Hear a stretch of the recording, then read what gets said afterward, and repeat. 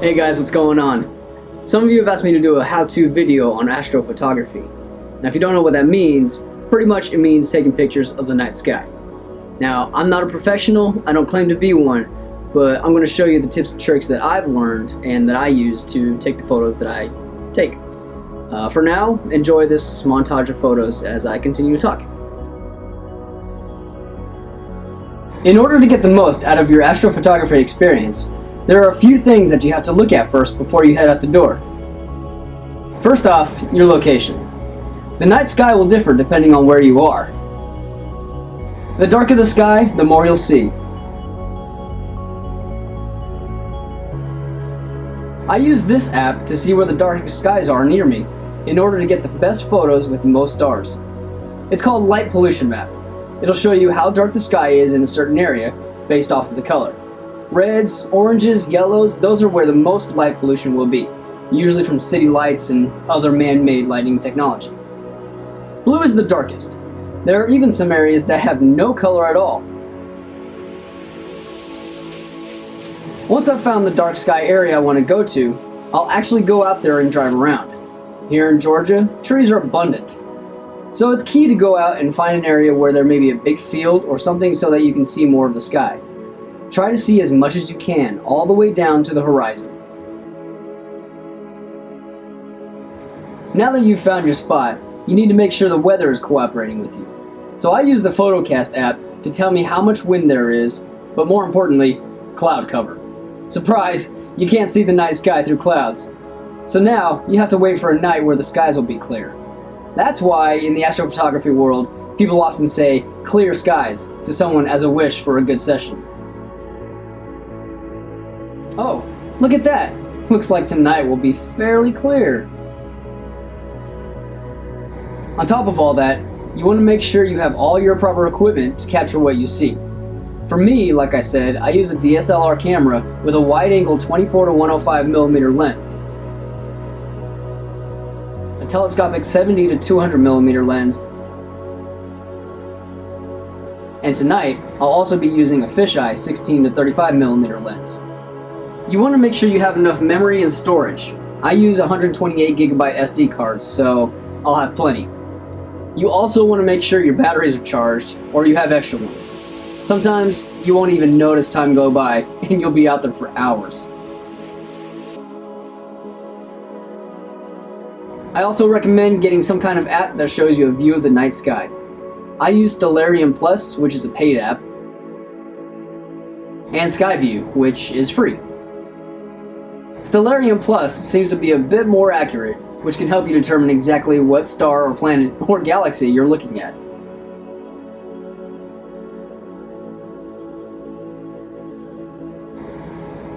Okay, well now that we have all that, let's go.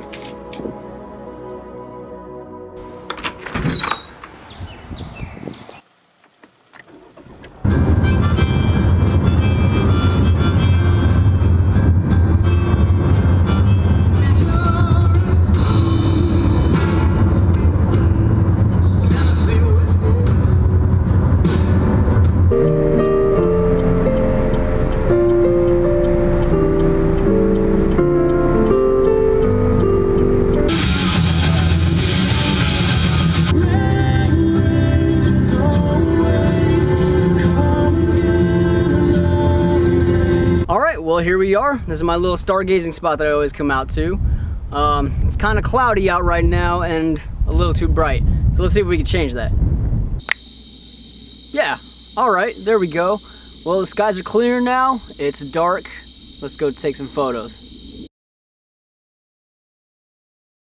Okay. This is a little post-session, pre-session thing now. I went out and took the photos, and now I'm back here and I'm going to edit them. Editing is a common practice in astrophotography. It's not to make them look fake or to fool you in any way. It's to color correct the photos in most cases. Cameras, they capture a lot of things that we don't see with the naked eye, but a lot of the colors that we see in real life don't make it into the image. So I'll go back and I'll edit them to make them look like what I actually saw. Now I'm going to go through each image and I'm going to tell you the settings that I had on the camera to capture that image. ISOs, exposure times, and the f-stops. also known as shutter speeds and apertures. Also, a good practice with astrophotography is just experimenting. A lot of people will tell you the settings that they took to capture that image, but doesn't mean that it's gonna work for you and you're gonna capture that exact image. I experiment a lot with the settings. I started out with really high ISOs, around 20 to 40,000. Now most of the time it's around 32 to 8,000. So it really depends on what you want to capture and what effect you want to get. Don't be limited to the settings that I say. Go out there and experiment and see what you can get. The Milky Way photos, I wanted to take two different kinds to show you the difference between exposure times. The first one was at 2 seconds of exposure time, and the second one is at 20 seconds.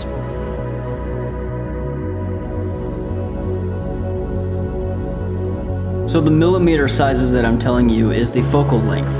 That's the zoom of the camera lens. The fisheye lens is a 16 to 35 millimeter, which means it can go down to 16 millimeters and up to 35 millimeters.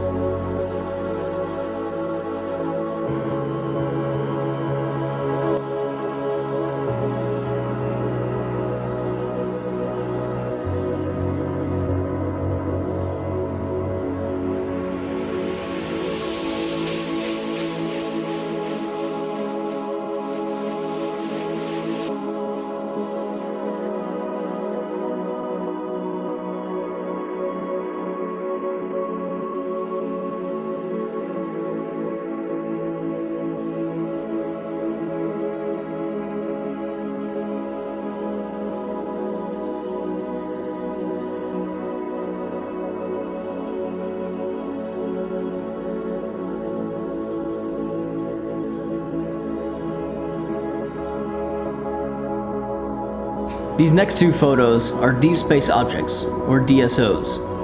With the DSLR camera and the lenses that I have, I'm not able to zoom in and get great detail as a telescope with a mounted camera on it would be able to capture. The first deep space object here is the Andromeda Galaxy, the closest galaxy to the Milky Way galaxy. The second deep space object is the Orion Nebula. It is found with the Orion constellation.